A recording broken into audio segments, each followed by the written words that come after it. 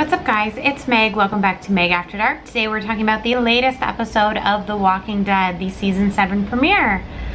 Oh, I wish I could say I was excited to talk about this episode today, but I really am not. What an episode last night. If you guys saw my reaction video, you know that I was really upset, to put it mildly.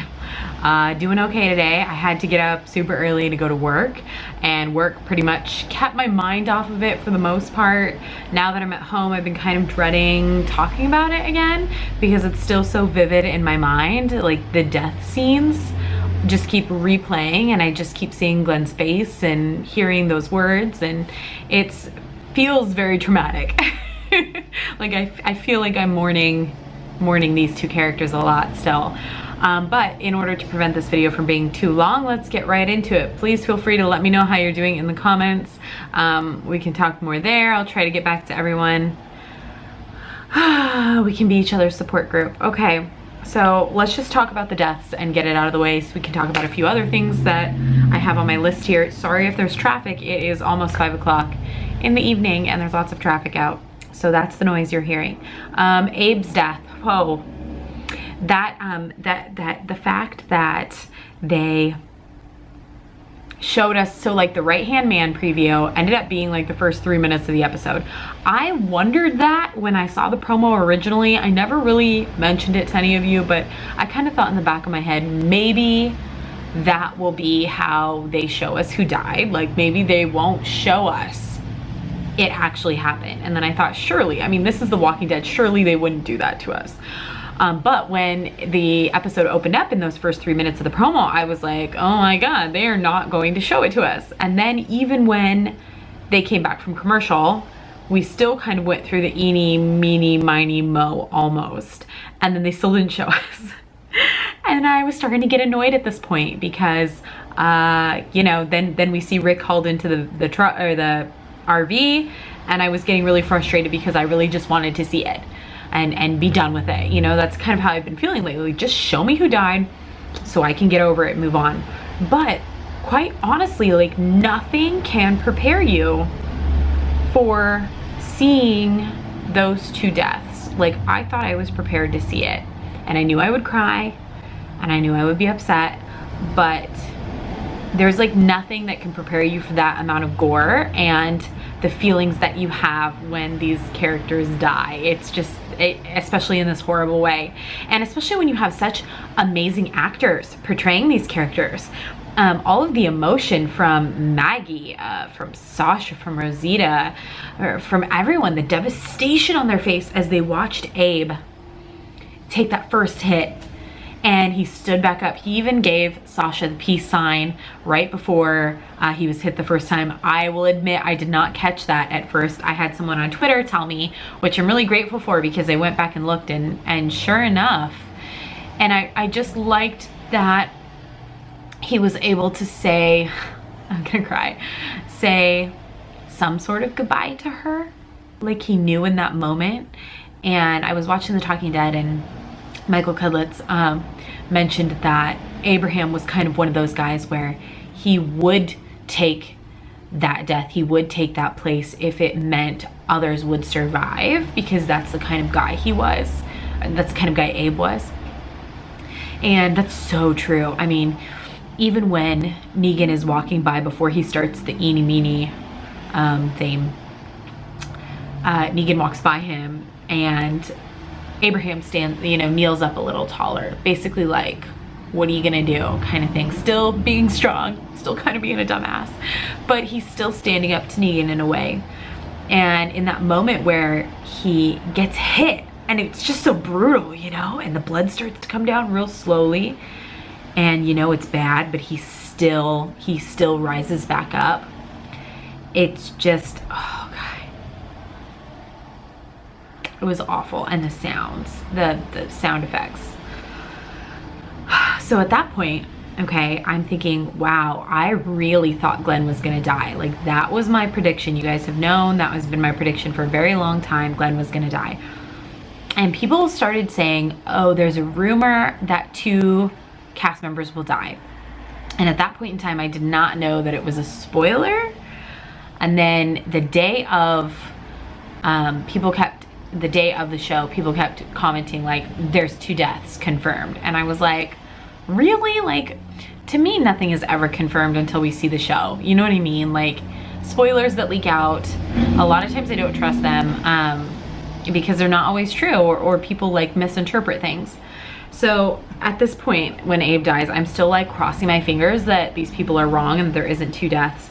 And then there's that moment of realization when Daryl lunged forward and Negan started talking again, and you're like, wait, what is he talking about? He's gonna kill someone else? And then he just kind of like backhands Glenn almost with Lucille, and you're just not really expecting it in that moment. Because to me, if he's gonna kill another person, he's gonna haul him forward and beat him the same way that he beat Abe. He's gonna make a show of it, and he did make a show of it, but in a more surprising and shocking way.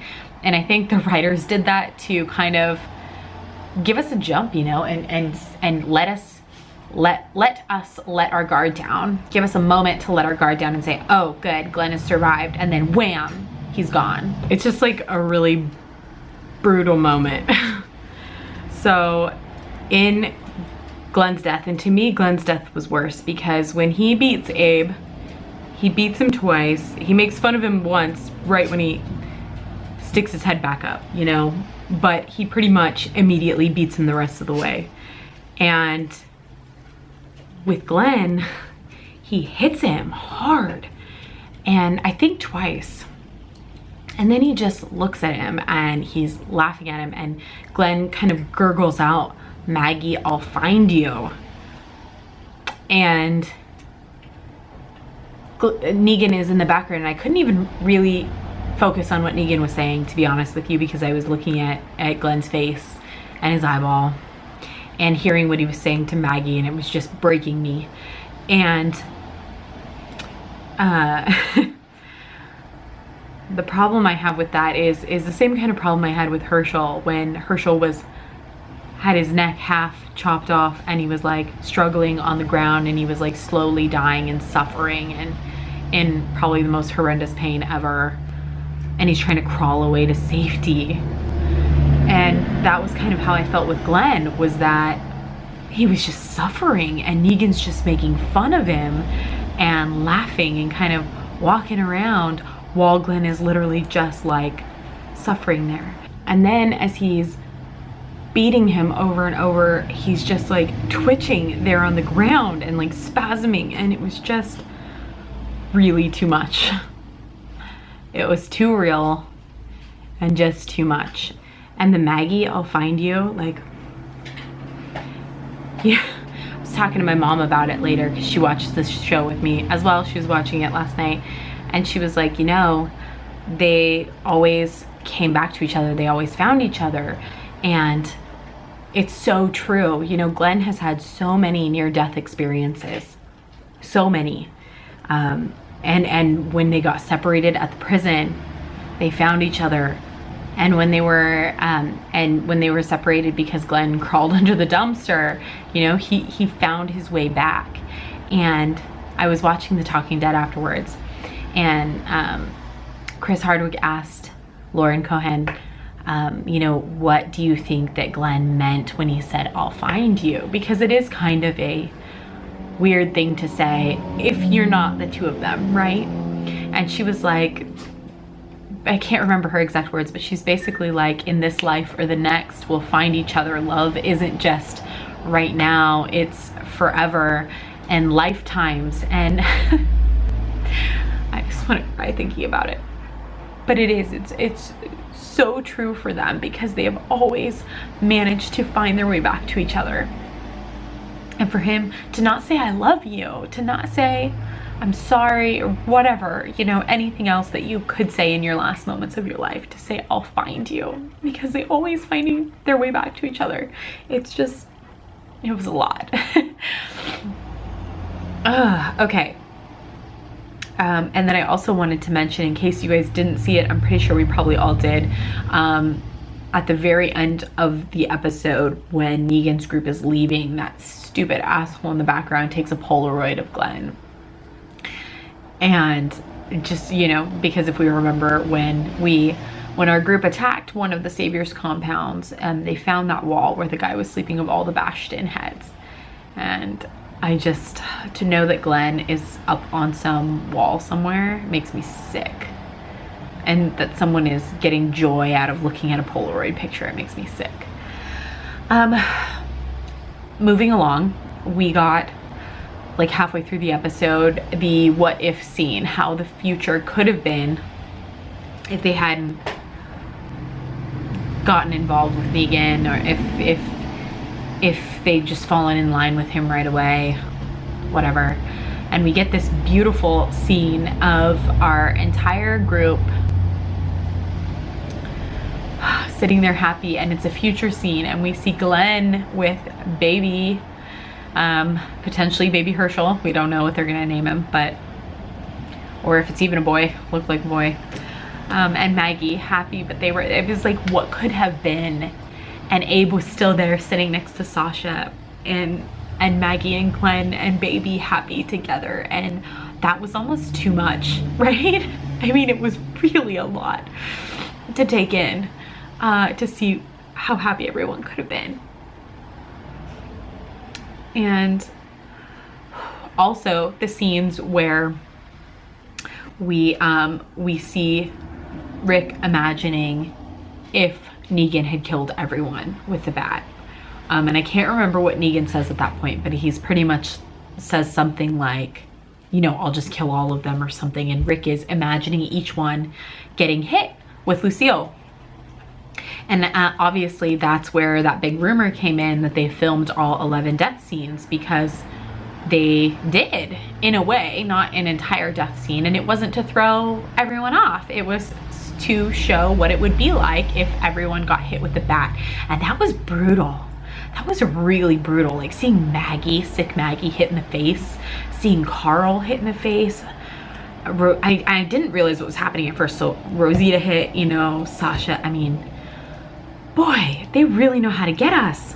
So I'm talking a long time. This is going to be a long episode apparently. So Carl's arm.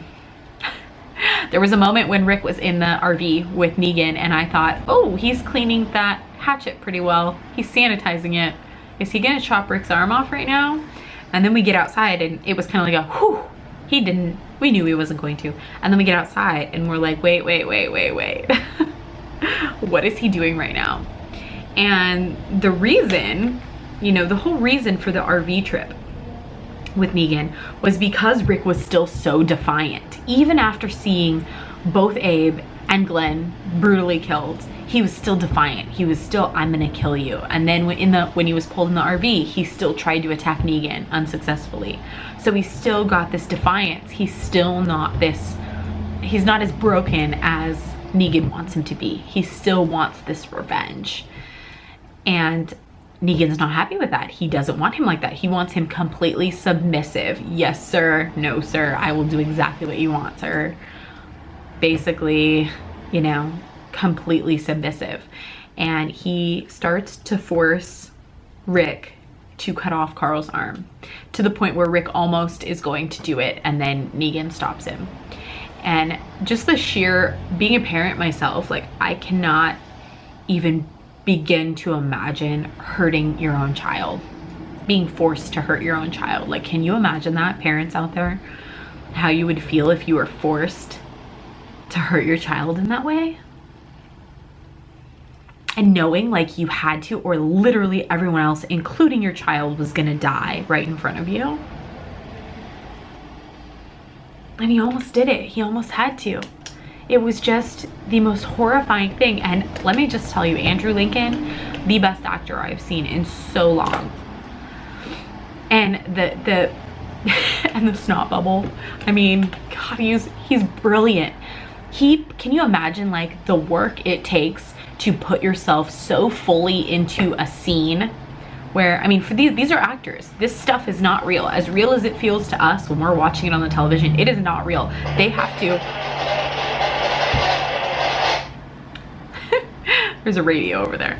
they have to make themselves get to that point emotionally. They have to bring themselves around. They're actors, and to be able to cry so hard while you're acting that you've got snot running down your face. I just really want to give props to him because it was truly amazing. It felt so real, and really props to everyone. The acting was so phenomenal in this episode. I just was so amazed by it, and I really feel like this was such a well done episode. I have a couple more things to talk about. Obviously, Daryl survived, and yet he is being taken by the saviors. I really feel like he's gonna become a savior, which is weird because we have this Dwight thing, and Dwight with the crossbow, and they pretty much hate each other now. Dwight just wants to kill him. But it's weird that Daryl is now going to become a savior, and it kind of makes me wonder if down the line, you know, Daryl is really going to become kind of like Dwight. He's going to really be working for the saviors and maybe be forced to be in situations where he has to, you know, attack Alexandria or hurt people that he cared about.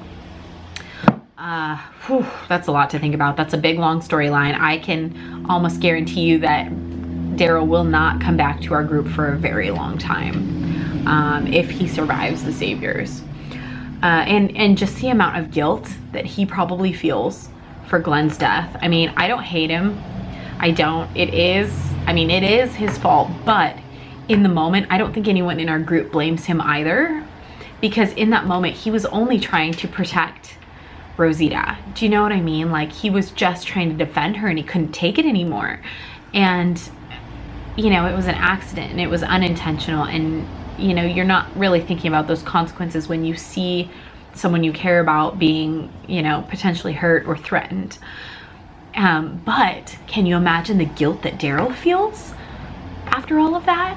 Knowing that he took Maggie's love away from her. I mean, I would never be able to look Maggie in the face again. And I just feel like maybe Daryl will find sanctuary with the saviors and being away from the group when he feels so guilty over this. Robert Kirkman and Scott Gimple said during the Talking Dead that they wanted to break the audience too.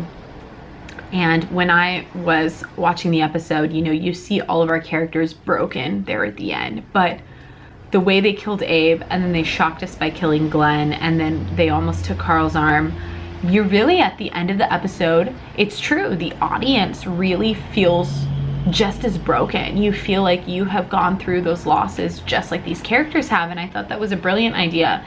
When the episode first started, I didn't really like seeing that the deaths were gonna be from Rick's memory.